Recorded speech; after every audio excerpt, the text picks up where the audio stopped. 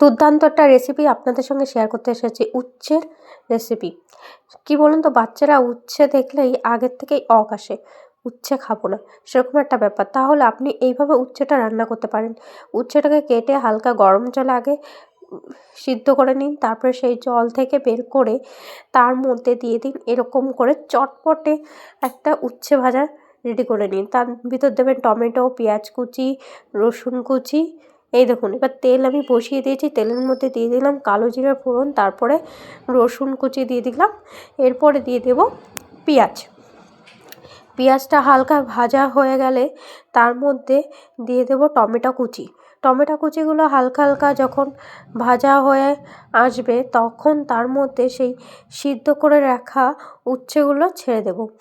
উচ্ছেগুলো ছাড়ার পরে হালকা ভালোভাবে নেড়ে চেড়ে নেবেন, তারপরে দিয়ে দেবেন হলুদ, তারপরে পরিমাণ মতন লবণ। লবণ দেওয়ার পরে ভাজতে থাকবেন। ভাজার পরে দেখুন আমার উচ্ছে কিন্তু ভাজতে ভাজতে রেডিও হয়ে গেছে। চলে আসুন, কে কে খাবেন আমার বাড়িতে।